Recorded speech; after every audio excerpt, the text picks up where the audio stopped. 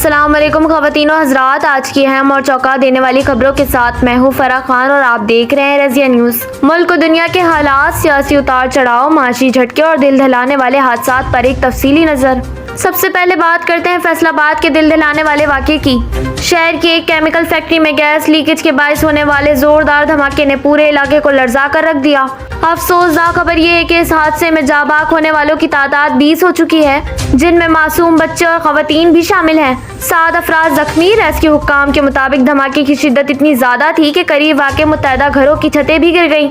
इस संगीन वाक़े के बाद इंतजामिया हरकत में आई और वाक़े की तहकीकात के लिए 5 रुकनी कमेटी तश्कील दे दी गई। पुलिस ने सख्त कार्रवाई करते हुए फैक्ट्री मालिक और मैनेजर को कत्ल, इक़दाम कत्ल, एक्सप्लोजिव एक्ट और दहशतगर्दी के दिफात के तहत मुकदमे दर्ज कर दिए। फैक्ट्री मालिक ने गिरफ्तारी दे दी, जबकि मैनेजर को भी हिरासत में लिया जा चुका है। सवाल ये है, केमिकल फैक्ट्रियों में हिफाजती इंतजामात को क्यों नजरअंदाज किया जाता है? इंतजामिया को इस हवाले से सख्त इक़दाम उठाने की जरूरत है ताकि मुस्तकबिल में ऐसे अफसोसनाक हादसे से बचा जा सके। सोने की कीमतों को लगी आंख, फी तोले में बड़ा इजाफा। मुल्क में महंगाई का जिन एक बार फिर बेकाबू होता दिखाई दे रहा है और इस बार बारी है सोने की। All Pakistan James and jeweller association के मुताबिक मुल्क भर में फी तोला सोने के भाव में एक ही दिन में 2300 रुपए का बड़ा इजाफा रिकॉर्ड किया गया। इजाफे के बाद फी तोला सोना 4,28,862 रुपए की बुलंद तरीन सतह पर पहुँच गया।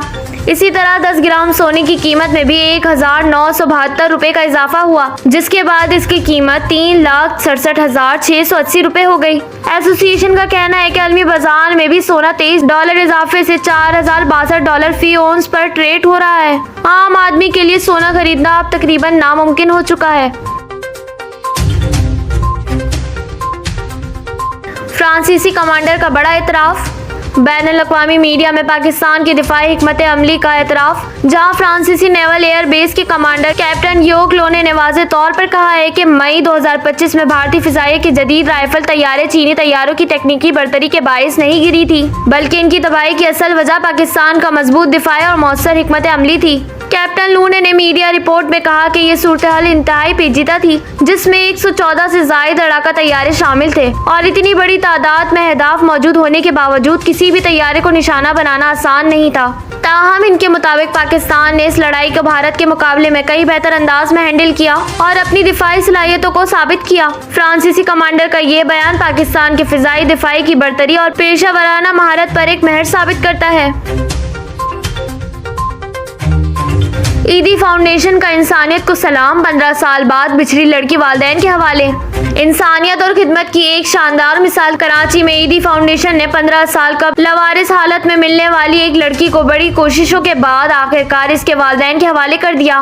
ईदी हुक्काम ने मीडिया को बताया कि लड़की 15 साल कबल अहले खाना से बिछड़ गई थी और इसे लांडी के इलाके से लापता और लावारिस हालत में पाया गया था। हैरत अंगेज तौर पर लड़की का ताल्लुक फैसलाबाद से था। ईदी हुक्काम ने सेफ सिटी प्रोजेक्ट की मदद से लड़की के वालिदैन को तलाश किया और कई सालों की जिद्दोजहद के बाद ये जज्बाती मिलाप मुमकिन हो सका। बिछड़ने वालों का मिलना एक ऐसा मंजर था जिसने हर आग को नम कर दिया और ईदी फाउंडेशन के बेलौस काम के एक बार फिर तस्दीक की। ये साबित करता है कि अगर नीयत नेक हो तो कोई भी गुमशुदा उम्मीद खत्म नहीं होती।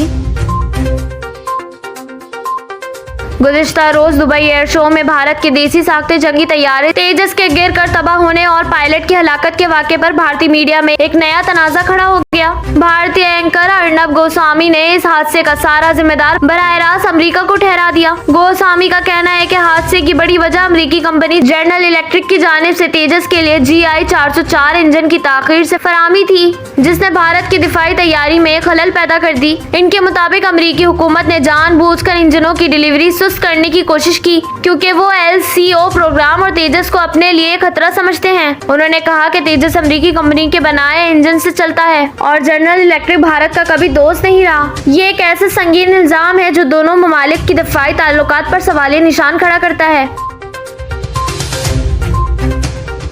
आए अब बात करते हैं शहर कायद की, जहां हम्माद फाउंडेशन ने कराची के समंदर को साफ रखने के लिए काबिल 27 मुहिम का आगाज किया। फाउंडेशन की जानिब से सीवियों पर सफाई की एक बड़ी मुहिम चलाई गई, जिसमें बड़ी तादाद में रजाकारों ने हिस्सा लिया और साहिल से कई टन कचरा साफ किया। इस मुहिम का मकसद न सिर्फ समंदरी हयात को प्लास्टिक और दीगर आलूदगी से बचाना है, बल्कि आवाम में साहिल को साफ रखने का शऊर बेदार करना भी था। हम्माद फाउंडेशन के अहदेदारों का कहना है कि कराची के साहिल हमारी कौमी मलकियत है और इसे साफ सुथरा रखना हम सबकी जिम्मेदारी है। उन्होंने हुकूमत से मुतालबा किया कि साहिल की सफाई के लिए मुस्तकबिल बुनियादों पर मैकेनिज्म बनाया जाए और साहिल पर कचरा फेंकने वालों के खिलाफ सख्त कार्रवाई की जाए। ये एक ऐसा इकदाम है जो दूसरे इदारों को भी अवामी मकामात की सफाई की तरगीब देगा।